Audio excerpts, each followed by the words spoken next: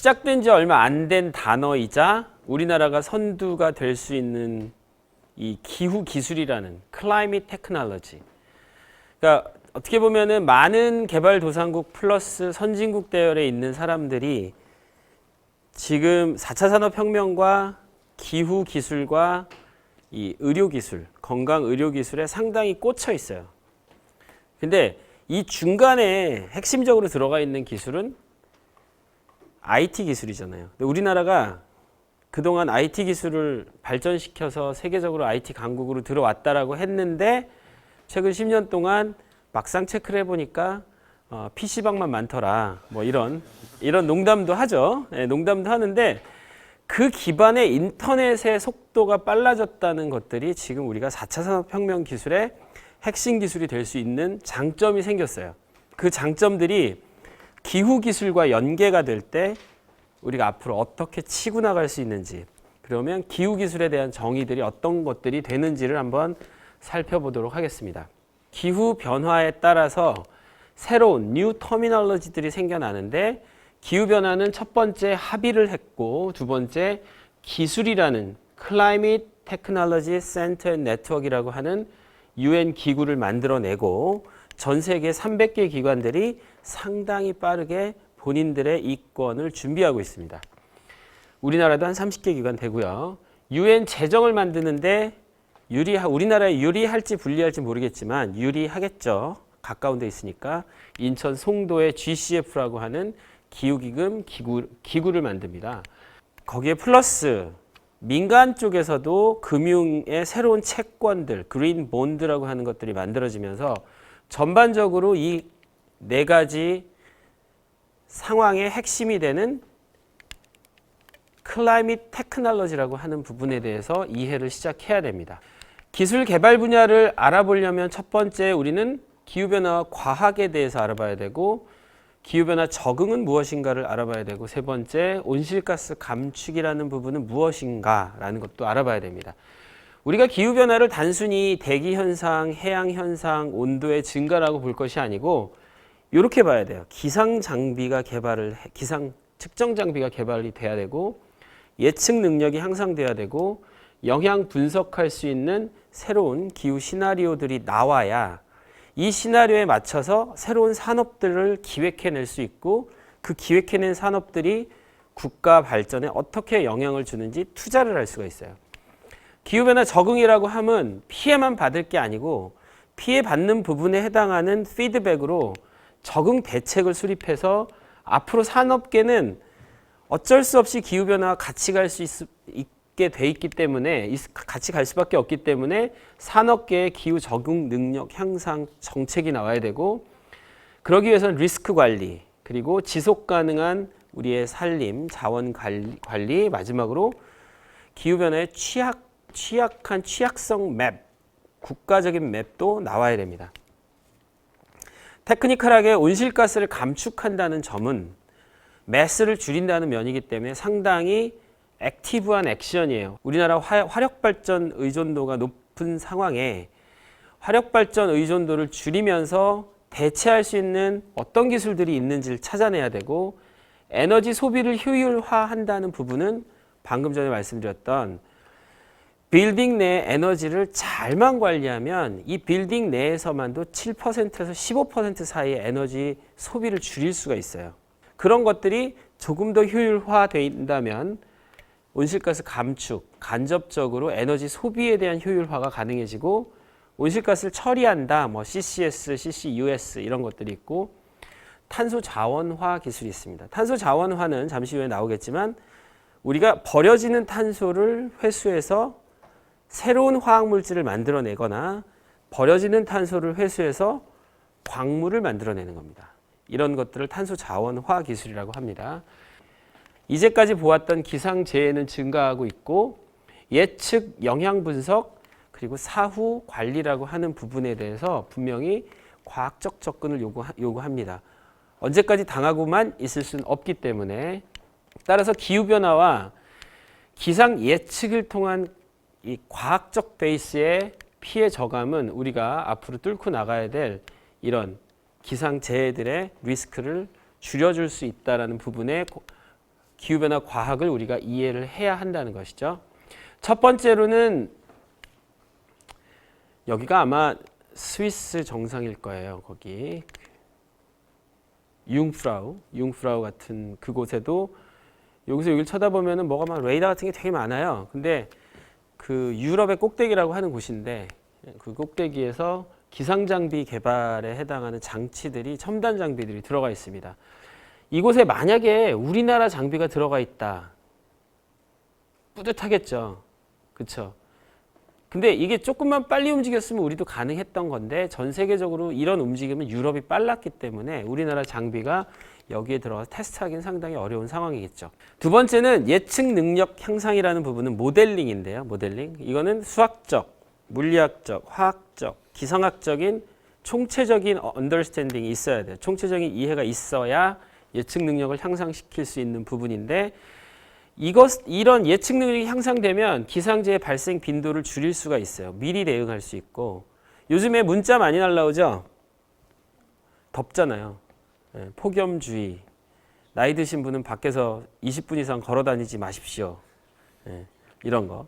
그다음에 동시에 같이 날라오는 문자 있죠? 폭우주의, 홍수주의. 떠내려갈 위험이 있으니 외출을 삼가하십시오. 그렇죠?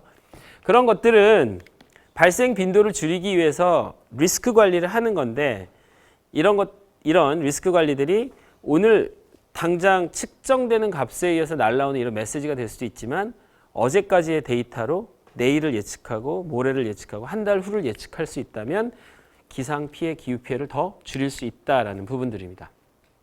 영향 분석 및 예측 능력 향상이라는 부분은 마찬가지로 모델링인데 기후변화에 의해 영향을 분석한다는 것들은 이 곳들이 어떤 영향권에 들어가겠다라고 예측을 하는 겁니다. 이들은 아까 말씀하셨듯이 질문에 대한 답을 드리면 농업이나 어업에 해당하는 영향권이 바뀝니다. 예를 들면 기존의 동아시아권의 기후에서 아열대권으로 들어가다가 또 어떨 때는 이게 열대권 어류들이 올라오기도 하고 북쪽에 있는 어류들이 내려오기도 하는 이 기후변화에 의해서 움직이는 것들을 미리 모델링하고 영향 분석을 한다면 내년엔 뭘 심어야 될지 아니면 올해 봄에 씨를 살 때 호박씨를 살지 장미 묘목을 살지를 결정할 수 있는 산업적으로 상당히 유리한 어프로치로 갈 수 있습니다. 그래서 결국은 여기에도 밑바탕에 깔려있는 기술들은 4차 산업혁명에서 기대하고 있는 ICT 기술들인데 어떻게 보면 ICT 기술이 현 사회에 가장 잘 녹아 들어갈 수 있는 부분 중에 하나가 기후기술하고 의료기술 쪽이에요. 그래서 이 기후기술도 모델링이라는 부분에서 상당히 적용 가능하다라는 부분입니다. 그리고 기후 시나리오 개발은 롱텀으로 보는 겁니다. 제가 2030년의 정치가로서 어떤 정책을 펼 것이냐라고 물어봤던 것처럼 보통 정치를 시작하거나 정책 개발을 하시는 분들은 지금 시점에서 최소 5년, 길면 20년까지를 세웁니다. 정책 개발이라고 하는 것은. 그래서 5년은 단기 계획, 10년은 중장기 계획, 20년은 장기 계획이라고 계획을 세워요. 대충. 이렇게 세우는 그 기간 중에 여러분이 현재 기후에 대한 이해가 남들보다 더 깊고 정확하다면 우리는 기후변화 시나리오에 따라서 10년 후에 해야 할 정책에 대해서 세팅을 할 수가 있는 겁니다. 그래서 여러분들한테 그런 숙제를 한번 드렸고요. 기후변화 시나리오를 어떻게 활용할 것인가 라는 부분을 예시로 한번 보시면 국가 차원의 기후변화 정책 대책 수립, 영향평가를 지원하기 위해서 온실가스 농도 시나리오를 가지고 시작합니다. IPCC에서 4가지의 농도 경로를 제안을 하죠. 첫 번째는 2.6 와트 퍼 스퀘어 미터, 4.5, 6.0, 8.5. 이 4가지 시나리오를 던지는 이유는 8.5는 지금 상태를 가만히 내비로 뒀을 때 현재 추세로 온실가스 배출이 그대로 갈 경우 2020년에 온도가 올라가고 50년에 올라가고 90년에 이렇게 된다. 우리는 완전히 온도가 평균 온도가 10대로 바뀝니다. 10대. 이 정도면 이제 예측이 안 되고 새로운 기후 기술의 접목이 안 됐을 때 이 미래 기술이 없는 상황에서 우리는 어떻게 적응을 해야 하는가라는 기술 쪽에 가깝습니다. 대부분은 경험적으로 대부분은 효율화하는 쪽으로 접근을 합니다. 온실가스 배출 저감이 돼도 현존하는 온실가스로 인한 지구온난화는 계속 진행될 수밖에 없고 그에 따른 피해를 최소화하고자 하는 기술을 적응 기술이라고 합니다. 기후변화 적응 기술. 첫 번째로 적응의 단계를 살펴보면 첫 번째는 기존 관리를 해왔던 전략에서 뭐가 틀렸을 거 아니에요? 우리가 기후변화에 따라서 영향은 어떤 거였는지 찾아보고 이 영향에 의해서 나오는 시민들의 인식 그리고 우리가 가지고 있는 계획, 영향 그리고 앞으로 메저링 되고 있는 측정되고 있는 관찰을 평가해서 결국은 적응 계획을 세웁니다. 근데 이 적응 계획은 결국은 기술로 극복을 해야 되고 기술에 의해서 국가 발전 계획에 이바지를 해야 되는데 적응 대책 수립의 단계를 좀 보면 예전에는 기후변화 적응이라고 하는 부분을 생존 전략으로 놓고 야, 여러분들은 이런 피해를 입었기 때문에 다음에 이 피해를 입지 않기 위해서는 비닐하우스 문을 닫아 주십시오. 뭐 이런 식의 어떤 간단한 대책들을 적응 훈련을 시켜왔던 단계에서 이제는 산업계를 직접적으로 교육하고 우리가 영어로 얘기할 때 capacity building이라고 합니다. 역량 강화. 그래서 적응의 가장 기본적인 어프로치, 가장 쉽기도 하고 가장 어렵기도 한 어프로치가 역량 강화예요. 역량 강화는 산업계에 계신 분들이 가장 빨리 배우고 시골에 계신 분들이 가장 늦게 배워요. 그건 그럴 수밖에 없는 게 우리가 이제 격차라는 게 있는데 정보의 격차가 가장 심한 곳이 농촌과 어촌 이쪽들인데 그럼 농촌과 어촌까지 내려가는 역량 강화 사업이 만들어지려면 먼저 기업과 산업계가 먼저 변화를 해야 그분들이 세일즈를 하고자 하는 농촌과 어촌에 파고들 수 있어서 산업계 기후 적응 능력을 먼저 시도를 합니다. 그리고 나서 그 회사가 필요로 하는 또는 사회 경제적으로 필요로 하는 위험 관리 체계를 설정합니다. 아, 온도가 3도 정도가 예측보다 더 올라가면 삼성의 백색 가전 공장에서는 에너지를 어느 정도 더 쓰겠구나라고 하는 그렇다면 에너지를 더 쓰는 공장이 생김과 동시에 한쪽에서는 에너지가 부족한 현상이 생기기 때문에 이 밸런스를 맞춰야 되겠구나라는 위험관리 체계를 설립합니다. 그리고 나서 한쪽이 많이 쓰고 한쪽이 적게 쓸 때 밸런스를 맞추는 관리 체계를 구축한 후에 이 관계를 가지고 앞으로 정해진 자원 내에서 우리가 어떻게 지속 가능하게 자원 관리를 해야 하는지까지를 일련의 과정으로 쭉 내려오는 게 적응 단계 수립이에요. 그래서 이 적응 단계가 수립이 되고 나면 그 다음부터는 우리가 이 정도의 취약한 부분이 7월인가요? 8월이죠. 8월에 맵으로 나타날 수 있다. 국가적으로 현재는 어느 지역이 홍수에 취약한가라는 부분에서 2050년에 어느 지역이 홍수에 더 센서티브, 민감해졌는지를 만들어내는 이런 예측, 취약성 맵, 지도 구축 이런 사업들을 통해서 적응력을 더 키워나가는 거죠. 제가 이렇게 질문을 한번 해볼게요. 오른쪽 문으로 나가면 누군가가 커피를 줄 거고 왼쪽 문으로 나갈 거면 누군가가 콜라를 줄 거야. 그러면 본인의 선택에 의해서 오른쪽 문과 왼쪽 문을 선택하겠죠. 근데 틀리면 오른쪽 문을 나갔는데 콜라를 주고 왼쪽 문을 나갔는데 커피를 줘. 어떻게 할까요? 안 먹을까요? 안 먹어요? 먹죠. 하지만 여러분은 올라가는 과정 중에 저 문으로 올라가는 과정 중에 이미 적응이 돼 있는 거예요. 이미 적응이 돼 있어요. 뭔가를 준다라는 적응이. 물론 이 취약성 맵이 틀릴 수도 있죠. 예를 들면 여기 서울 지역이 홍수에 취약한가? 지금은 아니다라고 나왔지만 2050년에는 취약한 지역으로 나와요. 그렇죠? 그러면 서울 지역에 살고 있는 분들은 어떤 마인드를 가질까요? 2050년에는 홍수에 취약하니까 우리가 내 돈이 좀 있다라고 치면 우리 집만이라도 홍수에 취약하지 않게 만들어야 되겠다라는 뭔가 한귀퉁이의 마인드를 가지고 살겠죠. 그렇죠? 그런 거랑 똑같아요. 전쟁이 날 가능성이 있을 때 집안에 비상식량을 사다 놓는 그런 마인드. 기후변화 적응이라고 하는 것은 일반인들에게, 시민들에게 그런 마인드를 키워주는 거예요. 역량 강화를 해주고, 기후변화가 생기면 어떤 일이 벌어질 테니까 이런 캠페인도 해야 된다라고 하는 그런 적응에 관한 테크니컬한 부분도 있지만 캠페인적 지도, 캠페인적 교육도 필요합니다. 기후변화 건강 분야의 취약성 지표를 보게 되면 여기 보면 이제 매개체에 의해서 감염병들이 일어나는 경우가 나타나고, 여기는 기상재해에서 아까 보셨던 홍수가 어떻게 나타날지를 지역적 특성을 알려줍니다. 기후변화에서 나타날 수 있는 사회적인 변화는 질병도 있을 테고, 홍수도 있을 테고, 가뭄도 있을 테고, 식량난도 있을 거예요. 이런 취약성 평가에 해당하는 대부분의 맵들이 우리가 살고 있는 지역에 해당하는 정보로 꾸려진다면 기후변화에 대응하는 새로운 지표들을 만들어내고 그 지표를 통해서 예측 모델들을 만들어낼 수 있다는 거죠. 그를 통해서 최종적인 취약성 평가 맵들이 여러분의 삶을 그래도 한 단계 업그레이드 시킬 수 있고 기후변화에 적응할 수 있도록 만들어줍니다. 온실가스를 감축하는 방법들은 여러 가지가 있는데 그중에 직접적으로 감축할 수 있는 방법들을 살펴보도록 하겠습니다.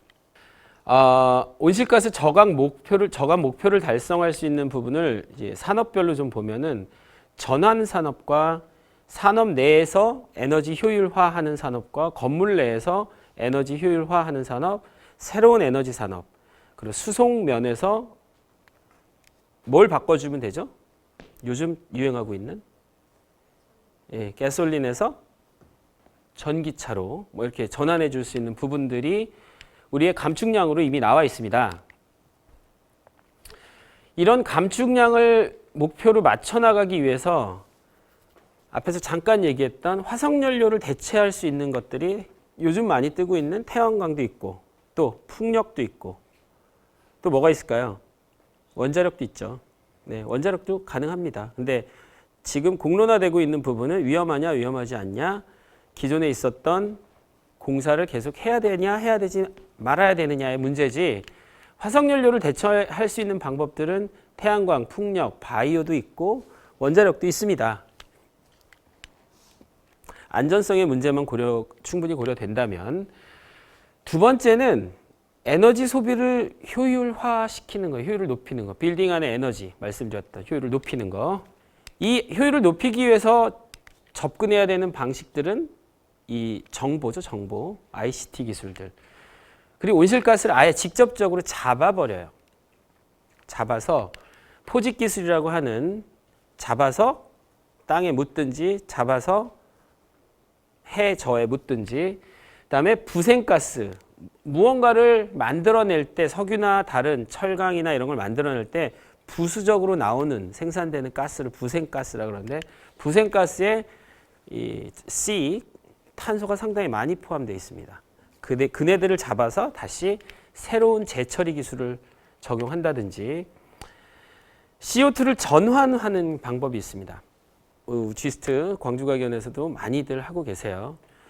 버려지는 CO2를 잡아서 저장하는 방법도 있고, 버려지는 CO2를 다른 화학물질로 바꾸는 방법도 있고, 버려지는 CO2를 다른 광물화하는 방법도 있습니다.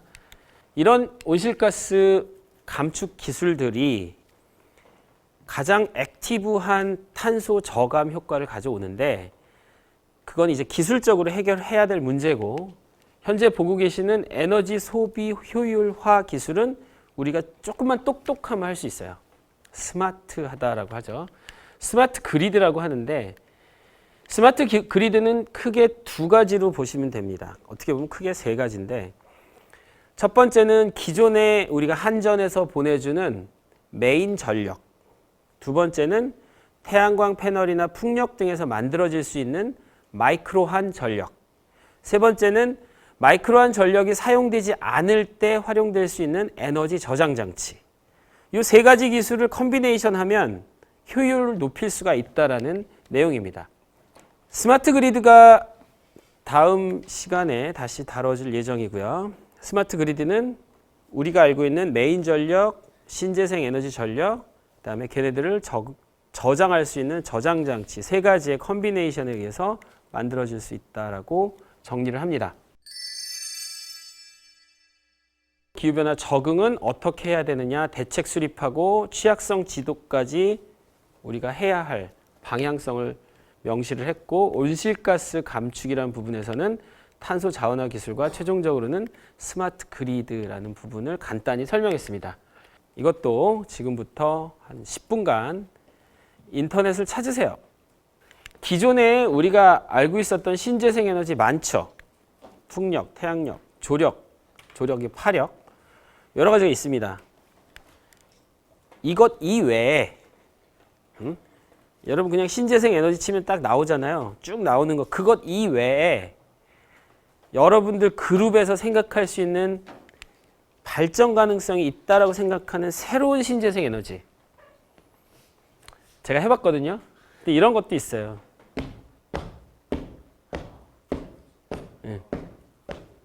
이것도 신재생 에너지. 앞전 효과로 이렇게 이런 것도 있고.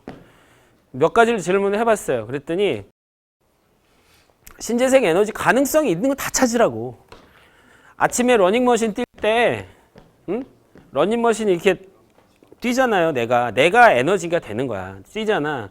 거기다가 휴대폰 충전할 수 있는 로터리만 달아가지고 돌 때 이게 발전이라는 게 이게 이 N극과 S극을 왔다 갔다 하면서 이 전기가 만들어지는 거잖아요. 그 돌릴 때 거기다가 구리선하고 이 자석 걸어가지고 내가 뛸 때 빨리 뛰면 전기를 많이 만들고 늦게 뛰면 천천히 만들어서 내 휴대폰 충전할 수 있는 건 만들 수 있겠다. 이런 것도 있고. 또 한 가지, 그러니까 이거 하지 말란 얘기야. 하지 말란. 또 한 가지는 요즘 우리 여기 학교에 이광희 교수님 아예 유기태양 그 폴리머, 유기태양광, 그래서 플라스틱 폴리머로 가방을 만들어. 아니면 플라스틱 폴리머로 차 지붕을 붙여. 이런 아이디어를 다 가르쳐 드렸습니다. 그러니까 이런 아이디어를 생각해 보라는 거예요. 지금부터 10분.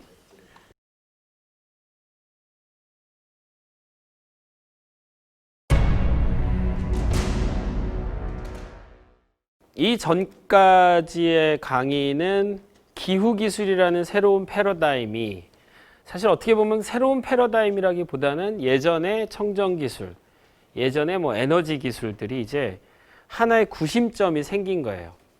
기후변화라고 하는 곳에 기후기술로 다 모여질 수 있게 구심점이 생기면서 우리나라도 기후기술이라는 단어를 쓰면서 작년부터 아주 발빠르게 R&D의 구조 개혁, 그리고 앞으로 벌어질 상황에 대한 기획, 그리고 2030년과 2050년에 우리가 바라는 기후기술, 이런 로드맵을 만들기 시작합니다. 녹색 기후기술이라고 하고 한 분류는 녹색기술 또는 한 분류는 기후기술이라는 단어를 써가면서 우리나라에 맞는 한국형 기후기술의 로드맵을 수립합니다. 기후기술 전략 수립은 기후변화의 국가적인 문제로 인식이 됐다. 따라서 효과적인 온실가스 감축과 화석연료 기반의 산업이 이제 시장 경쟁력 격차 해소를 위해서 새롭게 기후기술이라는 타이틀을 도입해야만 한다라고 시작을 했습니다. 2013년 5월에 24차 국무회의를 통해서 스마트 그리드 같은 IT 기술을 통해서 에너지 효율성을 제고하는 상황을 만들어야 한다. 이게 우리나라의 접근 방식이었고요. VIP께서 그 당시 대통령이 2014년 2월에 경제혁신 3개년 계획에 기후, 환경, 에너지 문제에 선제적으로 대응해서 신산업을 만들어라 라는 대책을 던집니다. 과학기술자문회의에서 7월에 집중적으로 육성이 필요한 기후변화 대응 핵심 기술 개발 전략을 세우도록 명을 받습니다. 그래서 이 과정을 거쳐 중간에 복잡한 정치적인 내용은 빼고 2017년 3월에 언제죠? 4개월 전이에요. 4개월, 5개월 전에 미래창조과학부 중심으로 녹색 기후기술 선정 및 발표를 하게 됩니다. 그렇다면 녹색 기후기술은 우리나라에서 어떤 의미를 갖는지를 한번 살펴보겠습니다. 녹색 기후기술이란 에너지와 자원을 절약하고 효율적으로 사용해서 오염물질의 배출, 온실가스의 배출을 최소화하는 녹색 기술과 이 녹색 기술에 기반을 둔 기후변화 기술, 대응 기술, 그래서 기후변화에 대응을 하기 위한 기후기술로 정의한다라고 되어 있습니다. 녹색 기술과 기후 기술을 두 가지 카테고리로 나눠 본다면 첫 번째는 녹색 기술은 온실가스를 감축하고 에너지 효율화하고 청정 기술을 개발하고 청정 에너지를 개발하고 자원 순환을 합리적으로 그리고 친환경 기술을 개발한다라는 것들을 그린 테크놀로지라는 틀로 놓고 사회 경제 전반적인 활동에서 에너지와 자원을 절약하고 효율적으로 사용해서 온실가스를 줄일 수 있는 방법을 녹색 기술이라고 하고 기후 기술은 전전 시간에 얘기했던 적응 기술과 탄소 저감 기술, 탄소 활용 기술 이렇게 나눌 수 있습니다. 탄소 저감 기술은 온실가스 발생을 줄이기 위한 모든 노력, 그리고 탄소 활용 기술은 온실가스를 대기로 방출하는 대신에 재활용할 수 있도록 아니면 원료 등을 바꿔주는 기술, 기후변화 적응 기술은 생활 모든 부분에서 적응할 수 있도록 기후변화에 적응할 수 있도록 지원하는 기술을 합쳐서 기후기술이라고 우리나라에서 정의를 합니다. 제가 이제까지 봐온 정의 중에 우리나라가 기후기술에 대한 정의는 가장 정확하게 하고 있어요. 잘 하고 있어요. 녹색 기후기술 영역 및 범위를 또 정했습니다. 보면 대기 중 온실가스 농도 저감, 기후변화의 과학적 규명이라고 하는 대전제를 놓고 온실가스 저감을 위해서 화석연료와 온실가스 처리와 에너지 효율화라는 카테고리를 만들고 기후변화의 과학적 규명, 전 시간에 얘기했던 기후변화 과학에 대한 이해가 근본적으로 필요하다는 필요에 의해서 관측 및 예측, 영향평가 및 적응, 취약성 평가 등을 연구하는 카테고리로 나눕니다.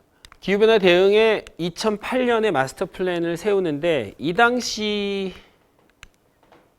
2008년에 세웠던 마스터 플랜은 전 세계에서 가장 빨리 움직였던 기후기술 그룹이었어요. 우리나라가. 이 당시에 저도 여기서 같이 활동을 했고 그런데 그때부터 지금까지 2017년에 나온 최근 로드맵은 2008년에 만들어졌던 로드맵에서 크게 달라지지 않았어요. 그러니까 그동안 우리가 뭐 했다는 거죠? 네, 기후기술에 대해서 거의 정체되어 있었다라고 생각을 하시면 됩니다. 이런 세부 중점 기술을 다시 2009년에 27대 중점 녹색 기술이라는 단어로 녹여냅니다. 에너지원 기술, 에너지 고효율 기술, 사후 처리 기술, 예측 기술, 무공해 산업 경제 기술이라고 녹색 기술 연구 개발 종합 대책으로 만들어내고 현재 만들어진 이 기술들이 녹색 기후 기술로 다시 녹아 들어가 탄소 저감 기술, 탄소 자원화 기술, 기후변화 적응 기술이라고 하는 것을 2016년 겨울에 발표를 하게 됩니다. 그래서 2016년 겨울에 발표돼 있던 이 태양전지, 바이오전지, 연료전지, 2차 전지, 전력 IT, CCS, 자원화의 부생가스 전환, 광물화 전환, 광물화, 그리고 공통 플랫폼이라고 하는 사회 공통 플랫폼을 만들어서 기후변화 적응에 캐패시티 빌딩, 역량 강화 사업을 합시다라고 하는 이 녹색 기후 기술이 2016년 하반기에 세팅이 되고 2017년에 구체적인 내용으로 다시 재정비가 됩니다. 한국의 10대 녹색 기후 기술은 현재 보고 계시는 10가지 기술로 대표됩니다. 태양전지의 목표는 2035년까지 태양광 발전 17.5기가와트. 자, 저 정도가 어느 정도인지 아시나요? 우리나라의 원전 총 기가와트는 어느 정도인지 아세요? 아시는 분? 24에서 25 정도 됩니다. 그러니까 1기 그 정도 되고 그러면 17.5면은 거의 비슷하게 가는 거죠. 그러니까 현재는 몇 퍼센트예요? 현재 우리나라는 6, 7% 정도 됩니다. 6, 7%. 그러니까 앞으로 18년, 18년인가? 10, 맞죠? 18해 안으로 네. 10배가 아닌 10기가와트 이상을 구축하겠다는 거예요. 상당히 야심찬 계획이에요. 그러면서 원전 쪽을 줄여나갈 수도 있는 거겠죠. 지금 순차적으로 줄여나가야 되는 부분들을. 바이오 연료전지는 1차 에너지 대비 바이오 대체 비율을 18%. 1차 에너지는 잠시 후에 나옵니다. 1차 에너지는 원료 그대로 사용하는 거, 2차 에너지는 전환을 해서 사용하는 거 이렇게 갑니다. 연료전지는 2020년까지 기존 대비 발전의 1.5%, 1.5배, 수명 2배 향상. 타겟이 상당히 전략적으로 잘 세워졌어요. 2차 전지는 핵심 부품 소재와 성능 고도화 국산화를 해야 이제 우리가 자동차 산업이든 경량화 사업이든 드론 이런 쪽으로도 적용을 할 수 있기 때문에 2차 전지에 해당한 내용은 계속 진행이 됩니다. 스마트 그리드를 국가 단위에서 2030년까지 활용을 하겠다. 스마트 그리드는 아까 제가 3가지 구성원이 필요하다 그랬죠. 메인 전력, 한전에서 보내는 메인 전력, 신재생 에너지라고 하는 마이크로 전력, 마이크로 그리드라고 하는 전력, 그다음에 저장 장치. 그래서 얘네 이 3가지 시스템이 믹스돼서 효율을 최대화할 수 있는 기능을 나타낼 때 적게는 7, 8%, 많게는 15%까지 스마트 그리드로 에너지를 효율화할 수가 있어요. 일반적인 평균적으로. CCS 분야는 2020년 대비 발전 효율 1.5배, 수명 2배 향상. 이 부분은 요즘에 여기에 U자가 다시 붙으면서 CCUS라고 해서 카본 캡처 유틸라이제이션 앤 스토리지라고 해서 탄소 포집을 통한 활용, 탄소 포집을 통한 저장이라고 해서 탄소를 아예 잡아가지고 다른 데다 쓰는 거죠. 쓰거나 저장을 하거나. 부생가스라고 하는 내용은 기존에 있었던 가스나 이런 것들이 우리가 예측하지 못했던 부수적인 것이 생겨서 오염물질로 분류가 되는데 그 부생가스를 다시 잡아서 그쪽에 있는 카본을 다시 활용한다든가 부생가스를 새로운 방식으로 전환한다든가 하는 부생가스 전환 기술도 우리나라에 필요한 기술이고, CO2 전환은 원천 기술이 필요로 하는 상황인데 실제 작은 스케일에서 원천 기술들은 많이 확보가 되고 있어요. 근데 이걸 실증화 단계까지 큰 플랜트 규모까지 가기에는 시간이 좀 필요하다라고 해서 플랜트 기술, 패키지 기술이 2030년까지 도입이 돼야 된다라고 합니다. 광물화 기술은 마찬가지로 2030년까지 패키지화하고 플랜트 기술까지 가야 하는 단계에 있고, CO2를 잡아서 광물화하던 어떤 형태로든 광물화를 하면 뭐랑 똑같냐면 지하에 묻는 거랑 같은 기능이에요. 지하에 묻으면 어떻게 돼요? 지하나 해저에 묻으면 기다려야죠. 100년, 200년 기다려야 되겠죠. 다시 천연가스나 새로운 화석연료로 바뀔 때까지. 이제 광물화 기술은 그 스피드를 좀 빠르게 하는 거예요. 그래서 빠르게 광물화를 만들어서 에너지 원으로 사용한다. 그냥 태우면 돼. 그냥 태우면 유기물이 타는 것처럼 에너지 광물화가 만들어진다. 공통 플랫폼은 과학적인 분석에 따라서 안전한 세상을 만드는 기후변화 대책, 대응, 적응 기술을 역량 강화 쪽으로 접근을 해서 접근될 수 있는, 적용될 수 있는 대부분의 기술들을 기후변화 적응 기술이라고 합니다. 자, 현재 10대 녹색 기술 중에 태양전지 기능에 대해서 잠시 보시겠습니다. 태양광을 이용할 수 있는 2가지 요인이 있습니다. 2가지 요소들이 있는데, 첫 번째는 광흡수층 소재에 따라서 실리콘계와 비실리콘계로 태양 에너지를 흡수할 수가 있어요. 태양광 발전 보급에 따라서 현재 보고 있는 이런 태양 전지 모듈들이 효율이 높아져야 되고 저가화가 돼야 돼요. 현재 우리나라에서 태양광 발전의 태양광 패널의 효율을 아시나요? 10 몇 퍼센트? 13%? 상용화 레벨까지 온 거 한화 큐셀이라고 하는 곳에서 만들어내는 효율이 19.5%까지 갔습니다. 전 세계에서 한 3위권 안에 들어요. 상당히 높은 효율을 가지고 효율 면에서 높은 편이고 상용화가 아닌 면에서는 몇 퍼센트까지 갔을 것 같아요. 태양이 들어와서 효율을 내. 얘가 100이 들어와서 몇 퍼센트까지 효율을 낼 것 같아요. 실험실 레벨에서 40%까지 갔습니다. 네. 35%는 중국, 40%는 독일. 네. 그 정도의 효율이 이제 상용화가 되는 거는 시간이 오래 걸리잖아요. 근데 생각해 보세요. 제가 90년도에 태양광 효율이 4%, 5%였어요.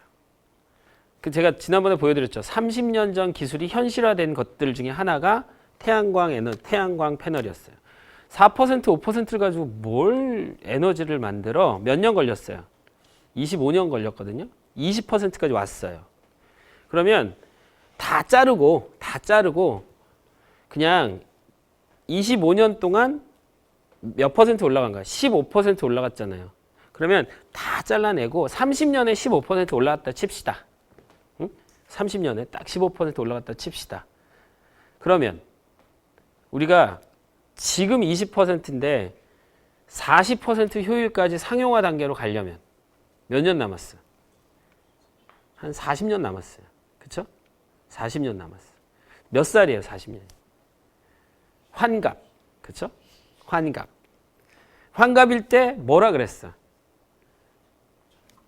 중장년. 응? 중장년. 여러분들이 한참 재밌게 살 때 50대, 60대잖아요. 한참 재밌게 살 때.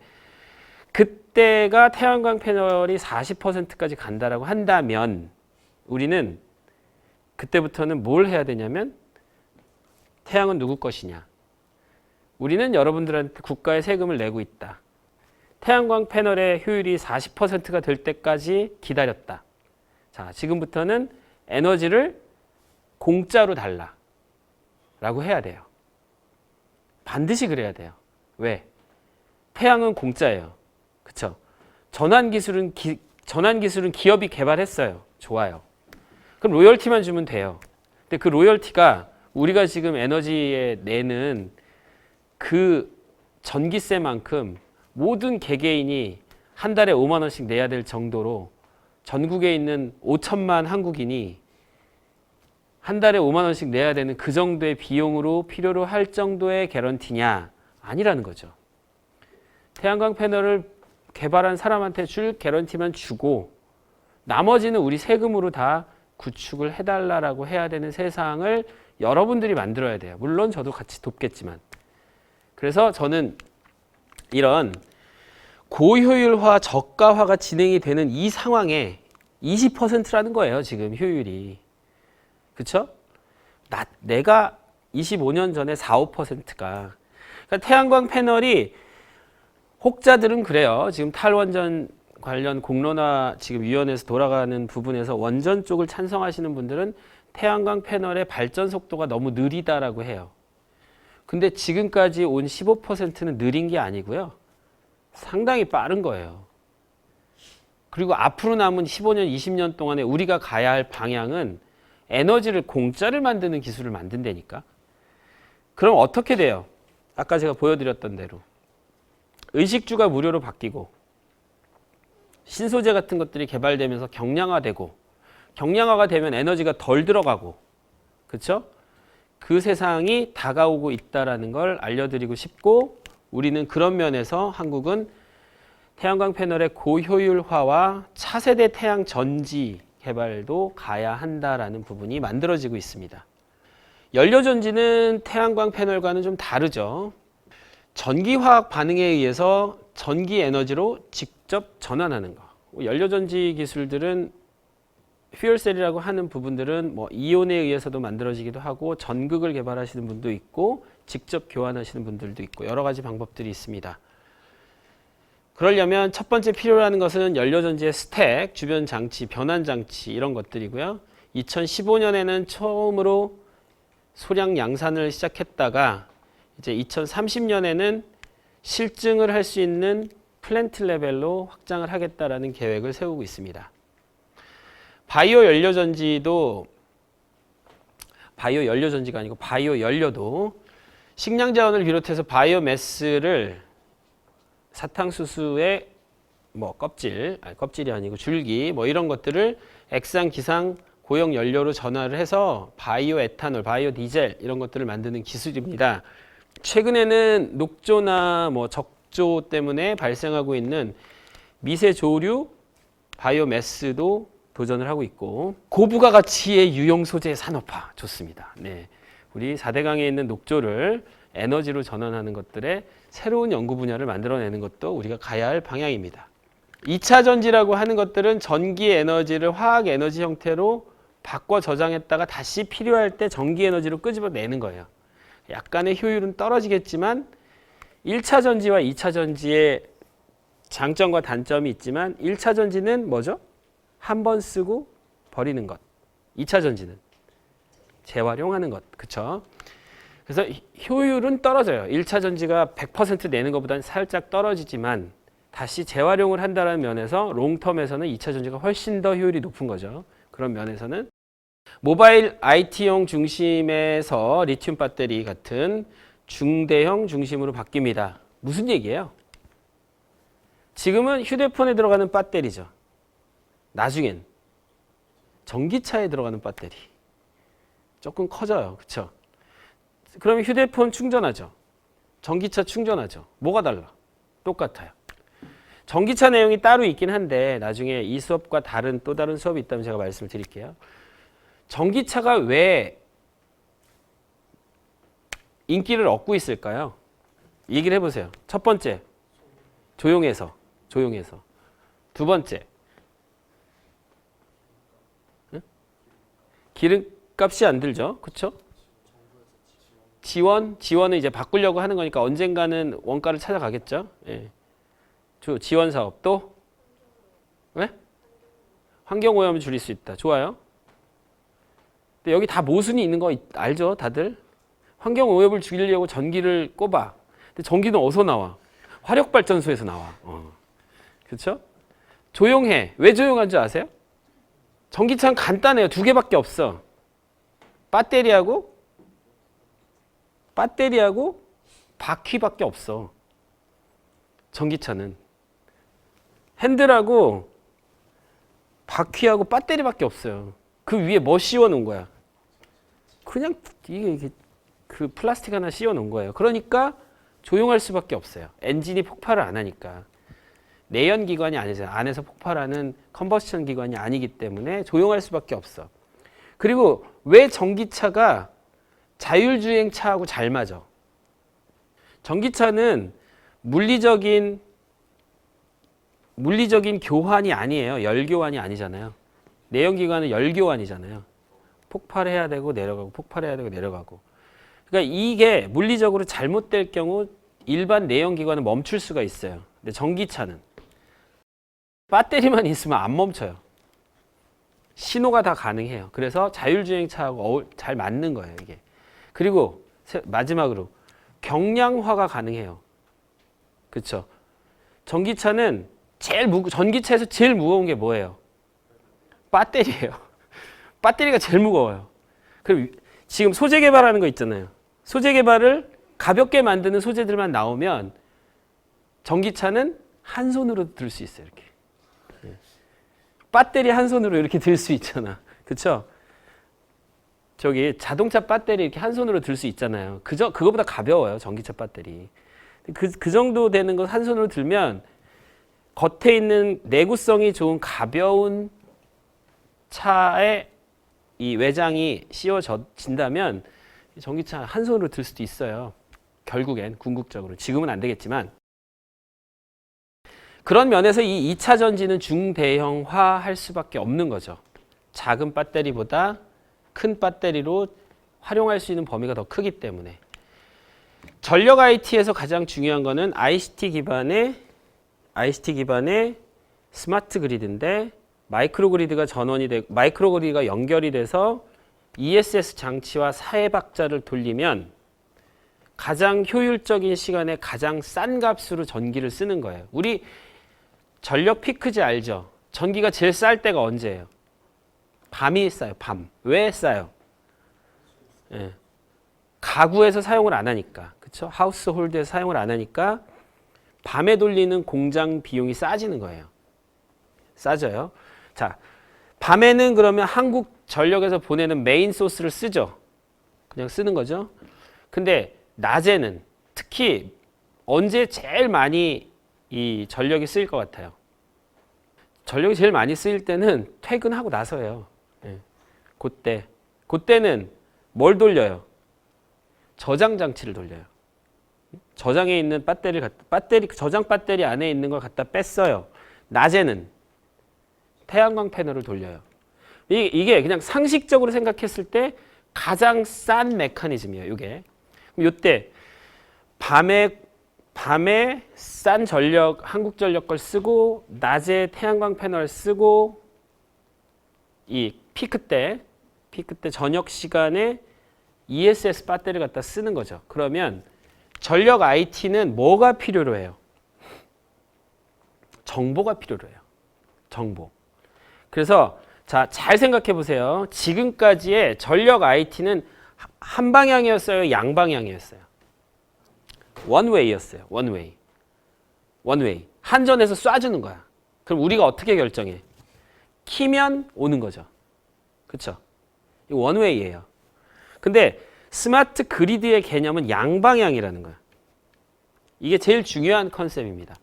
양방향이기 때문에 내가 필요로 해서 한전이 계속 쏴주고 지금 비슷하게 들어오고 계속 쏴주고 있는 게 뭐가 있어요? 물도 언제 우리가 쓸 수 있어요? 트는 순간. 그렇죠? 잠궈 놓는 것 뿐이잖아요. 트는 순간 물이 나오죠. 전기도 켜는 순간 쓰는 거예요. 한 방향이라는 거예요. 이걸 우리가 센트럴 컨트롤이라고 해요. 가운데 모여 있어서 한전이나 수자원공사에서 일방적으로 보내주는 거예요. 그때 우리가 여는 순간 쓰는 거예요. 이게 일방향, 단방향이에요. 원웨이로 보낼 때. 근데 만약에 양방향으로 통신을 할 수 있다면 양방향으로 내가 필요로 해 보내줘, 내가 필요로 해 싼 거 보내줘, 내가 필요로 해 지금 이거 안 필요해 이렇게 할 수 있다면 정말 많은 에너지가 효율화돼요. 지금은 계속 보낸 상태에서 여러분이 스위치를 켤 때까지 기다리는 거잖아요. 그렇죠? 그러니까 계속 일단 보내는 거야. 한전은 계속 여러분들한테 계속 보내는데 보내는 그 원웨이를 내가 필요할 때만 보내라고 양방향 통신을 하게 되면 많은 에너지가 절약이 돼요. 근데 그게 국가의 양방향 시스템의 적용 시점이 아까 보셨던 2030년이라는 거죠. 그러려면 2030년에 태양광은 17기가 정도 원전에 해당하는 내용이 갖춰져야 되고 한전은 메인 전력을 석탄이든 원자력이든 뭐든 하겠죠. 메인 전력을. ESS 장치는 2030년에 훌륭한 효율을 갖추고 있겠죠. 그러면 그 자체만으로도 스마트 그리드 시스템은 15%에서 20%의 에너지를 줄일 수 있어요. 그러면 원전 없어도 돼요. 그 정도 된다면. 그래서 이 에너지 플랜을 세울 때 장기 플랜을 본다면 스마트 그리드의 상용화, 태양광 패널의 상용화, 조금의 리스크라도 가지고 있는 원전의 더 많은 개발, 이런 부분의 삼각 카테고리를 해결할 수 있는 방법이 전력 IT, 전력 ICT, 스마트 그리드예요. 이 V2G는 또 뭐냐면 Vehicle to Grid예요. 자동차와 그리드를 연결한다는 뜻이에요. 무슨 뜻이냐면 여러분이 생각할 때는 자동차가 Vehicle to Grid 해가지고 여기에 딱 꽂으면 지금 우리는 충전을 받죠. 그쵸? 그쵸? 여기 꽂아서 충전을 받으면 어쨌든 자동차 충전이 되겠죠. 이건 원웨이죠. 한 방향으로 보내는 걸 우리가 사용하는 거죠. 근데 전기차 시스템이 되면 우리나라에 예를 들어서 그리드를 깔았는데 이 가솔린, 휘발유차가 싹 다 없어지고 전부 다 전기차로 바뀌었어. 그러면 vehicle to grid의 개념은 뭐가 되냐면 자동차가 저기다 꼽는 순간 전기를 팔 수 있어요. 전기를 팔 수 있어요. 그러면 100대가 꽂으면 건물 하나에 들어가는 전기가 다 공급되는 거야. 그럼 나는 전기를 파는 거예요. 이건 또 하나의 마이크로 그리드가 되죠. 그렇죠? 또 하나의 마이크로 그리드가 돼요. 그래서 지금 이걸 우리가 뭐라 그러냐면 에너지 프로슈머라 그래요. 에너지 프로슈머. 프로덕션도 하고 컨슈밍도 하는 에너지 프로슈밍을 할 수 있는 세상이 얼마 안 남았다는 거죠. 이 방향만 바꿔주면 돼요. 근데 2030년 이전에 에너지 프로슈밍은 될 거예요. 따라서 단점도 있어요. 단점은 아무데나 막 꽂으면 전기차 충전돼요, 이제. 그러면 저기다 전기차 충전 갖다 꼽으면 도둑질이죠. 그쵸? 이 건물에서 뺏쓰는 거 아니야. 도둑질이죠. 이것도 막는 기술이 또 나와요. 네. 기술이 계속 발전되면서 저걸 어떻게 막지? 요 기술도 나오고. 그래서 전력 IT는 신재생 에너지 같은 마이크로 그리드를 많이 만들어내는 것도 방법이지만 전력 ICT 스마트 그리드라고 하는 전력 그리드는 V2G라고 하는 프로슈밍 개념도 포함을 시키고 있어요. 그래서 신재생 에너지를 연결하는 건 당연한 거고 ESS 연결하는 건 당연한 건데 거기에 하나 더 vehicle to grid라고 하는 내가 가지고 있는 전기를 건물에 팔 수도 있어요. 그런 개념으로 변화하고 있습니다. 그리고 이제 화력 발전을 하고 있는 곳에서 이제 대량으로 배출되는 에너지원을 잡아야 되는데 이 배출원을 잡아야 되는데 CO2 카본 캡처 유틸라이제이션 스토리지라고 하는 CCUS 또는 CCS라는 기술들이 좀 큰 규모로 진행이 되고 있습니다. 그래서 포집부터 전환 공정까지 포집 전환 저장까지 추진을 하고 있습니다. 부생가스 전환도 마찬가지로 제철소나 석유화학 플랜트 우리나라에서 산업 중에 CO2를 제일 많이 배출하는 곳이 제철소예요. 왜 그럴까요? 맞아요. 정확하게 알고 있어요. 콕스를 철을 만드는데 섞어서 쓸 수밖에 없죠. 그리고 걔네들 나중에 식힐 때 물을 엄청나게 붓죠. 그럴 때 발생하는 CO2 양이 어마어마해요. 어마어마해요. 그리고 가장 많이 나오는 곳이고요. 석유화학 플랜트는 마찬가지로 크루드 오일을 퓨어 오일, 크루드 오일을 가솔린으로 바꾸는 과정에 대부분의 CO2들이 중간 과정에서 만들어지죠. 중간 과정에서 만들어지는 그 부생가스, 부수적으로 생산되는 그 가스들을 포집해서 아니면 걔네들을 유기성 폐기물로 전환을 해서 새로운 연료나 화학 제품을 만드는 기술들이에요. 알코올도 합성하고요. 현행 기술은 아직도 부생가스는 전환율이 상당히 낮기 때문에 할 일이 많은 이 분야 중에 하나입니다. CO2 전환은 뭐 키스트 청정에너지연구소뿐만이 아니고 뭐 광주과학기술원, 카이스트에서 많이 하는데 얘네들은 CO2를 이렇게 연결시켜서 새로운 폴리머를 만들어내는 기술이에요. 기존에 있었던 그냥 버려지는 CO2를 캡처해서 촉매 써서 새로운 폴리머, 세상에 존재하지 않았던 폴리머가 될 수도 있고 효과적인 폴리머가 될 수도 있는데 CO2가 그냥 버려진다면 날아가야 되는 걸 잡아가지고 액상화 시켜서 얘를 새로운 C4였던 거를 C8로 바꾼다든가 뭐 이런 식으로 바꿔내는 기술이에요. 그러다 보니까 새로운 폴리머가 만들어져요. 그리고 그 폴리머의 목적이 바뀌고 재밌는 기술이죠. 그리고 이제 상용 공정은 전무하다라고 하지만 지금 실험실 레벨에서는 여러 가지 폴리머들이 만들어지고 있어요. 제가 지금까지 본 광주과학기술원의 모 실험실에서 나오는 이 새로운 폴리머만 한 15가지가 넘어요. 이 새로운 C를 만들어내는 기술들이. 광물화, 여기도 마찬가지로 탄산염을 합성하는 기술인데 발전소에서 나오는 이 칼슘, 마그네슘 같은 부산물들을 이산화탄소와 반응시켜서 염을 만들어내는 거죠. 탄산염들을. 여러 군데에서 연구를 하고 있고 이 연구의 기술 동향은 포스트 2020 때 상당히 각광을 받을 것이다라고 기대를 하고 있는 왜냐하면 직접적으로 카본을 없애버리는 기술이잖아요. 탄산염을 쓰든지 말든지 안 쓰면 되잖아. 그냥 돌덩인데. 그냥 돌덩이에요. 탄산염 안 쓰면 되지 뭐. 쓸 거면 뭐 다른 형태로 사용을 하든지. 그래서 석탄화력발전소의 온실가스 감축 기술에 상당한 역할을 할 것이다 라고 기대를 하고 있습니다.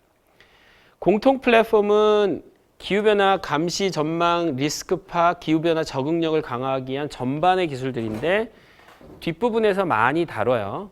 그래서 기후변화 적응 기술은 국가적인 차원에서 공통 플랫폼을 만들고 환경, 국토, 복지, 의료에 해당하는 공통 플랫폼들이 이 도시에 녹아 들어가야지만 기술이라고 할 수 있는 내용들입니다. 따라서 재해 감시 예측과 기존의 IT 원천 기술들이 전부 링크가 돼야 되는 상당히 고난이도의 플랫폼 기술이에요.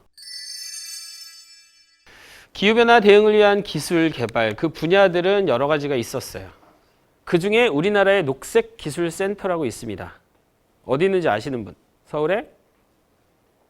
충정로라는 곳에 있어요. 예, 서울에.